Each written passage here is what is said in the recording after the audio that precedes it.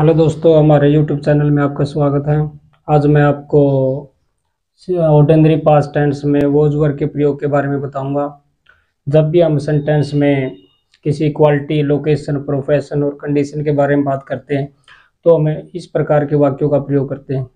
इन वाक्यों की पहचान क्या है कि जो वाक्य के अंत में, हिंदी का जो वाक्य होता है उसके अंत में था, थे या थी शब्द का प्रयोग होता है। ऐसी आवाज़ हमारे को आती है।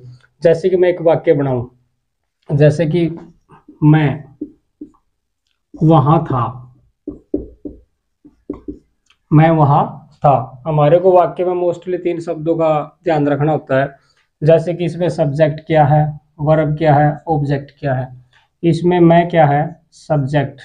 मैं का मतलब होता है आई। और यहाँ पर मैन वर्ब क्या है, वॉज वर्ब। तो यहाँ पर हमें यह देखना होता है कि बंदा एक है, वो लेडीज है या जेंट्स है, या फिर मतलब वो कोई चीज है, वो एक चीज के बारे में बात हो रही है या मतलब ज्यादा चीज के बारे में बात हो रही है।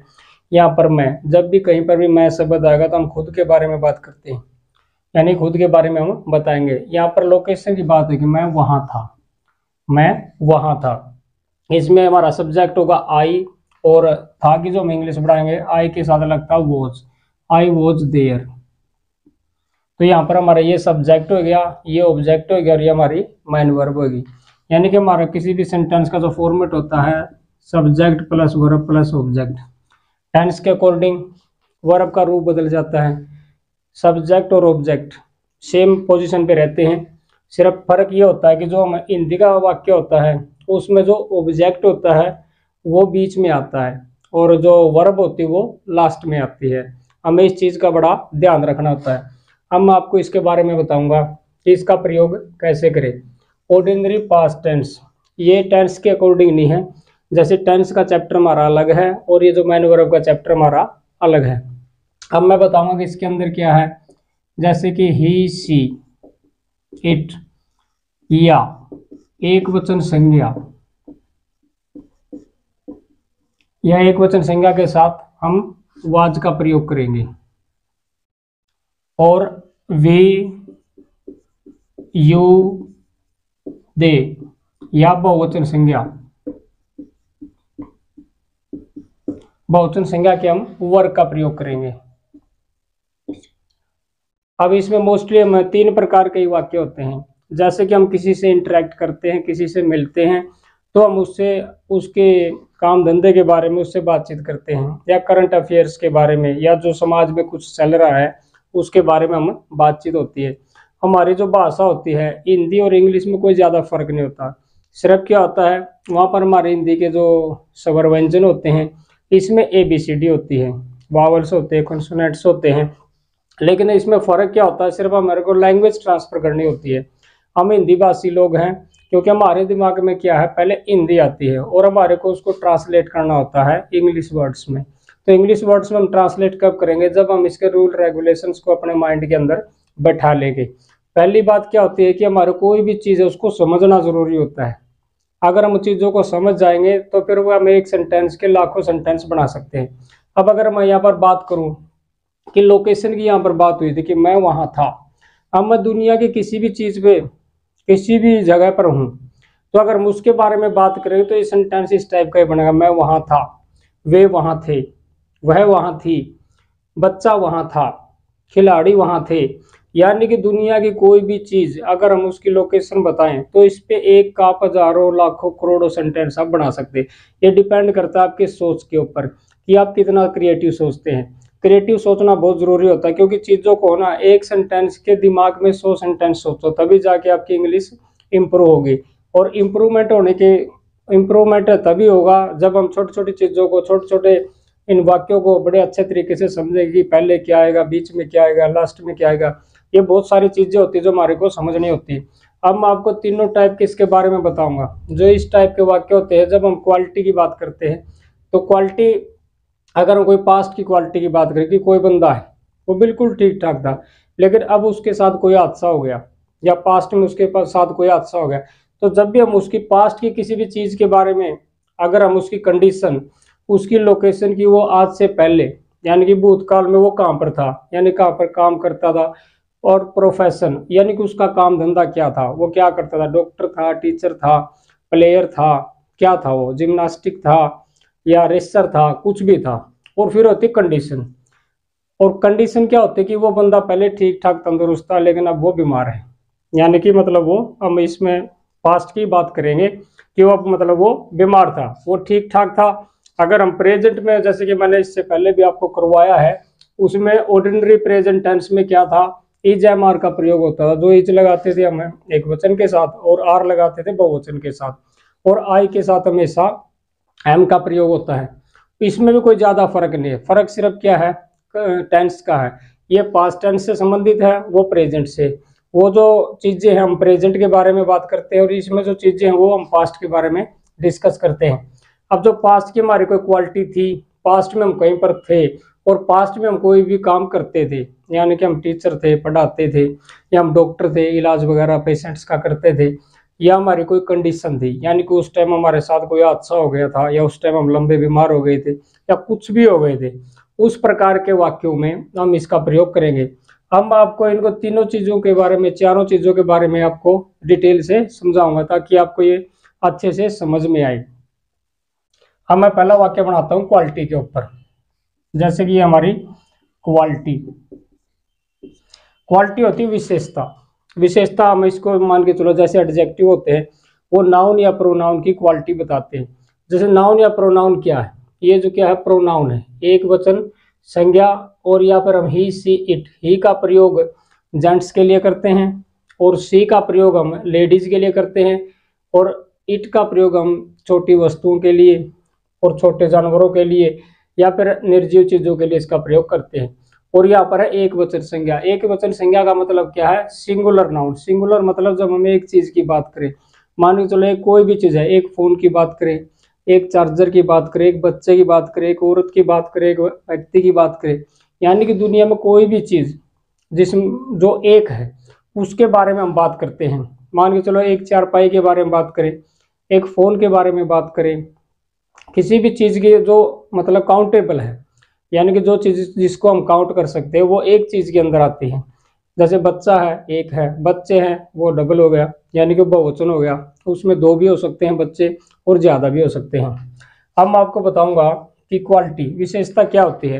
ये नाउन या प्रोनाउन की विशेषता बताएगा। अब इसमें क्या, मैं एक वाक्य बना के दिखाऊंगा, यहाँ ही के ऊपर बनाता कि वह खेत में था। वह जैसे कि मैं इसके क्वालिटी के ऊपर एक वाक्य बनाऊं कि वह अच्छा नहीं था। वह अच्छा नहीं था, इसमें क्या हो गया, जैसे कि वह, इसमें क्या सब्जेक्ट है, अच्छा, इसमें जो इसकी क्वालिटी के बारे में बताया गया। जो क्वालिटी होती है वो क्या होती है, एडजेक्टिव होता है हमारी इंग्लिश ग्रामर के हिसाब से। नहीं, ये नेगेटिव का सेंटेंस है। था, ये मैंने बताया कि यहाँ पर था, अगर किसी के पीछे था, थे, थी आए तो हम वहां पर वो या वर का प्रयोग सिंगुलर और प्लूरल के हिसाब से करेंगे, एक वचन और बहुवचन के हिसाब से, या फिर जो हमारे ही, सी, इट और वे, यू, दे हैं, तो इन प्रोनाउन के अकॉर्डिंग हम उसका प्रयोग करेंगे। अब मैं इसको बनाऊं कि वह अच्छा नहीं था। ही के साथ हम वाज लगाएंगे और नहीं के लिए हम नोट लगाएंगे, ही वॉज नॉट गुड। ये हमारा सेंटेंस, हमारा ये जो सेंटेंस है हमारा यहाँ पर कंप्लीट हो जाता है। अब मैं मान के चलो अभी इसका लोकेशन के ऊपर एक सेंटेंस बना के दिखाऊंगा आपको। अब लोकेशन क्या होता है कि बंदा की पोजीशन क्या है, वो कहाँ पर है। यानी कि अगर हम घर में हैं तो घर के अंदर हमारी ये लोकेशन है, हम छत पे हैं तो छत पर हमारी लोकेशन है, हम गली में हैं तो गली में हमारी लोकेशन है, हम मतलब बाहर हैं तो बाहर हमारी लोकेशन है, हम पार्क में हैं वहाँ पर हमारी लोकेशन है, हम ट्रेन में हैं वहाँ पर हमारी लोकेशन, हम फ्लाइट में हैं वहाँ पर हमारी लोकेशन है, हम किसी शॉपिंग मॉल में हैं, ये लोकेशन के अंदर आता है, हम कहीं पर भी हैं, यानी कि जहाँ पर भी हम मौजूद हैं। अब मैं जैसे कि कमरे में हूँ तो ये कमरा मेरी लोकेशन है, जहाँ पर भी बंदा है, जिस चीज़ के अंदर बंदा है, जहाँ पर भी है, यानी ग्राउंड पे काम ग्राउंड में है या आसमान में या कहीं पर भी जो बंदा है उस टाइम उसकी जो पोजीशन है उसको हम लोकेशन बोलेंगे। लोकेशन मतलब उसकी एक स्थिति, वो कहाँ पर है। अब लोकेशन की हम बात करेंगे, जैसे मैंने पहले वाक्य बना दिया कि मैं वहाँ था। अब मैं इसमें बनाता हूँ कि मैं खेत में था। अब एक बंदे के बारे में बात है, जब आई के बारे में बात करेंगे तो आई के साथ हम वाज का प्रयोग करेंगे। जैसे कि आई वॉज इन फील्ड, कि मैं खेत में था। अब इसी वाक्य को हम नेगेटिव भी बना सकते हैं, इसके आगे हम नोट लगा देंगे, I was not in field. और अगर इसी को भी हमें अगर इंटरोगेटिव सेंटेंस बनाना चाहे तो ये जो वाज है ये पहले आ जाएगा, वॉज आई इन फील्ड। अगर हम इसी को अगर क्वेश्चन वर्ड से अगर मतलब इंटरोगेटिव सेंटेंस बनाए, जो क्वेश्चन वर्ड्स होते हैं इससे बनाएंगे तो जैसे ये होते हैं, जैसे what, where, why, how, who या whom। तो इस प्रकार के जो क्वेश्चन वर्ड होते हैं इनमें फर्क क्या होता है, जब हम हिंदी का वाक्य बनाएंगे तो इनके अकॉर्डिंग तो क्या शब्द वाक्य के शुरू में आएगा, लेकिन जब क्वेश्चन वर्ड से कोई वाक्य बनाएंगे तो क्या, क्यों, कैसे ये वाक्य के बीच में आते हैं। जैसे कि मैं एक वाक्य बना के दिखाऊंगा आपको, मैं वहां क्यों था, मैं वहां क्यों था। तो इसको बनाएंगे जैसे कि अब मैं वहां क्यों था, तो हम इसको बनाएंगे वाई था, यानी कि एक के बारे में दे, वाई वॉज आई, और यहाँ पर वहां की इंग्लिश बना देंगे देयर, और पीछे क्वेश्चन मार्क हम लगा देंगे। अब जैसे मैं आपको और भी वाक्य बना के दिखाता हूँ। अब जैसे कि वर्क के ऊपर मैं एक वाक्य बना के दिखाऊंगा, वे बाहर थे, यानी कि वे क्या है, बहुवचन है, ये प्रोनाउन है। और बाहर मतलब क्या था कि बाहर उसकी लोकेशन के बारे में बता दे कि वो बंदा अंदर है या बाहर है। और अगर था, थे, थी आए तो हम वो उस वर्ड का प्रयोग करेंगे। अब दे वर आउटसाइड। अब हम इसी वाक्य को अगर तीनों सेंटेंस के अकॉर्डिंग अगर बनाएं, जैसे कि हम इसका नेगेटिव बनाए तो हम वर्क के बाद नोट लगा देंगे, they were not outside, they were not outside. अगर हम इसको इंटरोगेटिव सेंटेंस बनाए तो वर्क को बाहर ले आएंगे सब्जेक्ट से पहले, वर्क के बाद जो हम सब्जेक्ट लगाएंगे तो यहाँ दे लगा देते हैं, वर दे आउटसाइड, और यहाँ पर क्वेश्चन मार्क लगा देंगे। अगर हम यही वाक्य किसी जो क्वेश्चन वर्ड है वहाँ पर हम क्वेश्चन मार्क लगा दिया, जब भी हम मतलब क्वेश्चन वर्ड से कोई भी वाक्य बनाएंगे तो उसमें वो what, where, why, how, who, whom, whose, which, ये शब्द वाक्य से, ये शब्द सब्जेक्ट से पहले आएंगे। जैसे कि मैं यहीं पर बनाता हूँ, अब ये वे बाहर थे, अब ये बना दिया मैंने, वे बाहर कहाँ थे। अब ये क्या है, वे बाहर कहाँ थे। तो अब मैं इसी को बनाऊंगा तो पहले हम इसकी बनाएंगे वेयर,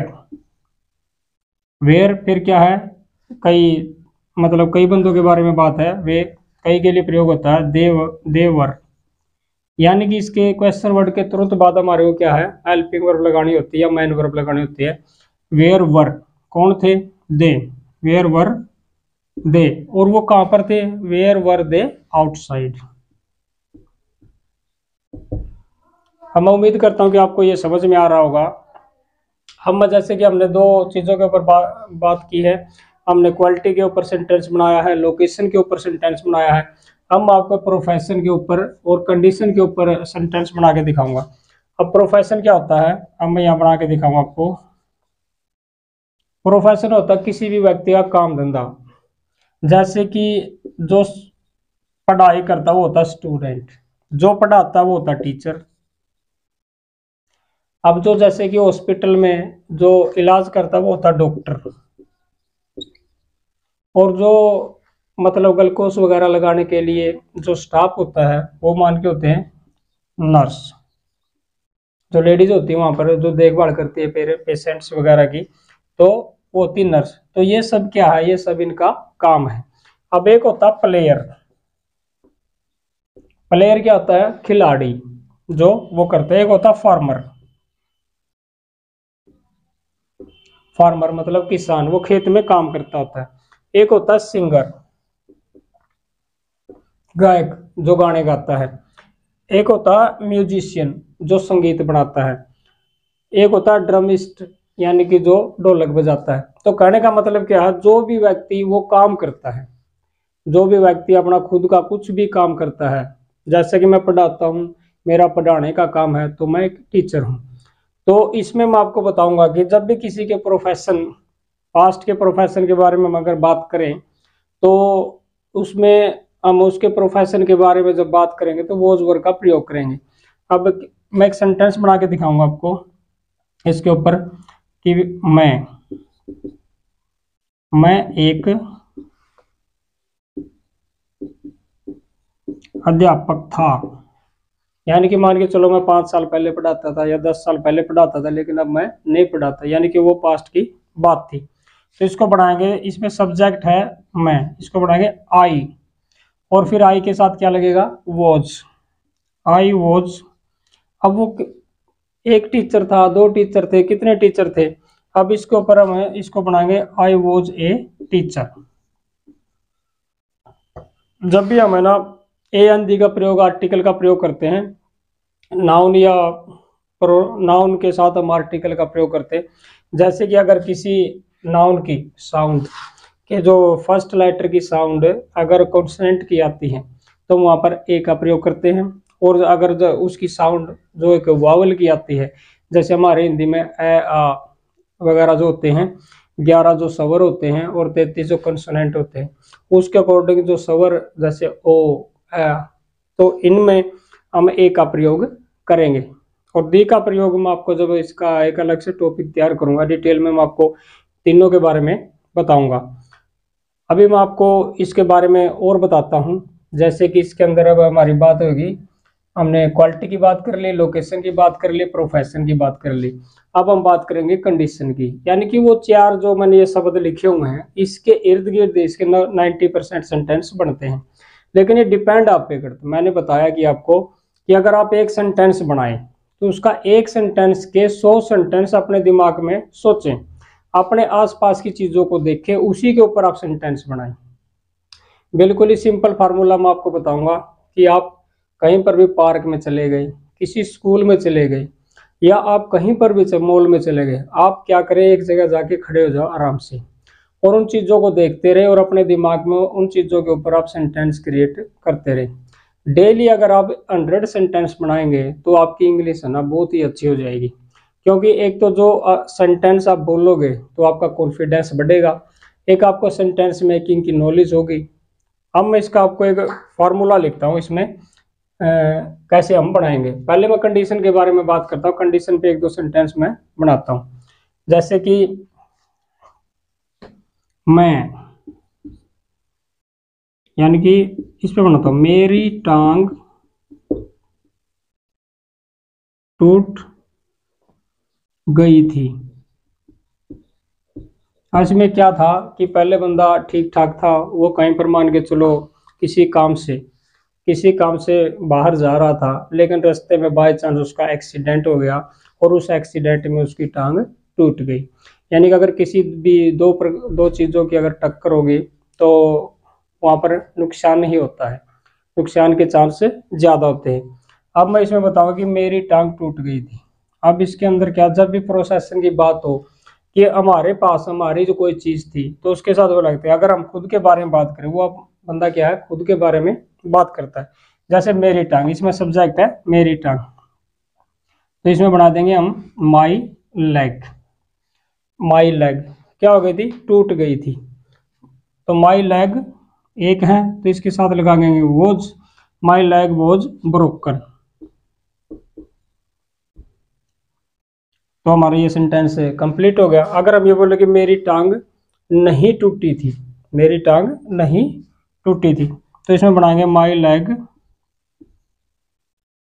वॉज नॉट ब्रोकन। हम सेम लिख देंगे। अगर इसी वाक्य को हम अगर इंटरोगेटिव में बनाना चाहे तो उसमें क्या मेरी टांग टूट गई थी, क्या मेरी टांग टूट गई थी। तो इसमें हम लिखेंगे was my leg broken, question mark आ जाएगा। और अगर हम इसको क्वेश्चन वर्ड से अगर हम इसको बनाना चाहे, हम बोले कि मेरी टांग कहाँ टूट गई थी, यानी मेरी टांग कहाँ टूटी थी। तो अब इसमें हम लिखेंगे कि मैं यहाँ बना देता हूँ, मेरी टांग कहाँ टूटी थी। हम इसे बनाएंगे वेयर, पहले इसकी हम इंग्लिश बना देते हैं वेयर, फिर उसके बाद हम ये जो मैन वर्ब लगाएंगे वेयर वॉज, अगर एक चीज़ है तो वॉज और ज़्यादा चीज़ है तो were, where was my leg broken. हमने वाक्य बना where was my leg broken.